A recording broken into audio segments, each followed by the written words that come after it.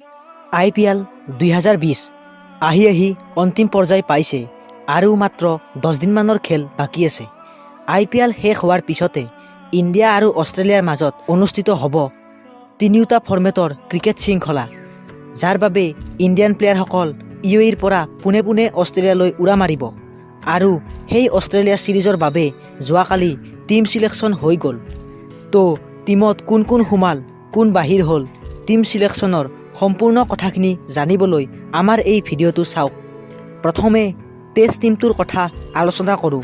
Test টিমটো হ'ল এনেধৰণৰ: captain Virat Kohli, Mayank Agarwal, Prithvi show, KL Rahul, Cheteshwar Pujara, Ajinkya Rahane, Hanuma Bihari, Shubman Gill, Wriddhiman Saha, Rishabh Pant, Jasprit Bumrah, Mohammad Shami, Umesh Yadav, Navdeep Saini, Kuldeep Yadav, Rabindra Jadeja, Ravichandran Ashwin আৰু মহম্মদ সিৰাজ। ইয়াৰ মহম্মদ সিৰাজে প্ৰথমবাৰৰ বাবে ইণ্ডিয়ান টেষ্ট টিমত সুবিধা পাইছে।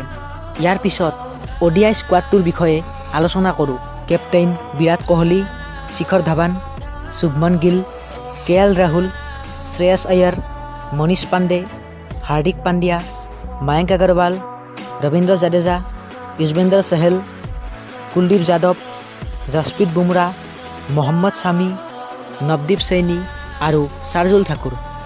আৰু শেষত T20 স্কোৱাডটোৰ বিষয়ে আলোচনা কৰোঁ।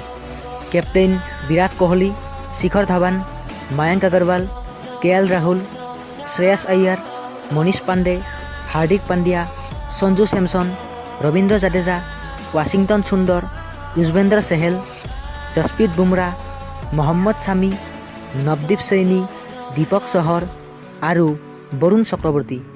ইয়াৰে বৰুণ চক্ৰৱৰ্তীও প্ৰথমবাৰৰ বাবে ইণ্ডিয়াৰ হৈ T20 খেলিব। এইকেইটা আছিল অষ্ট্ৰেলিয়া চিৰিজৰ বাবে সম্পূৰ্ণ টিম ইণ্ডিয়াৰ স্কোৱাড। ইয়াৰ লগতে টিমটোৰ লগত অতিৰিক্ত 4গৰাকী ফাষ্ট বলাৰক লৈ যোৱা হ'ব। এই 4গৰাকী হ'ল কাৰ্তিক ত্যাগী, T নটৰাজন, ঈশান পৰেল আৰু কমলেশ নাগৰকটী।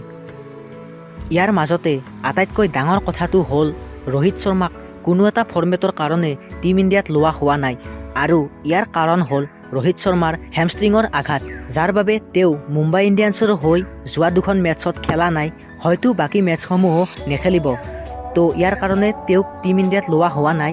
তথাপিও BCCIৰ মেডিকেল টিমে তেওঁক চোৱা চিতা কৰি আছে আৰু যদিহে তেওঁ ফিট হয় তেতিয়া তেওঁক টিমত লোৱা হ'ব বুলি BCCIয়ে ঘোষণা কৰে।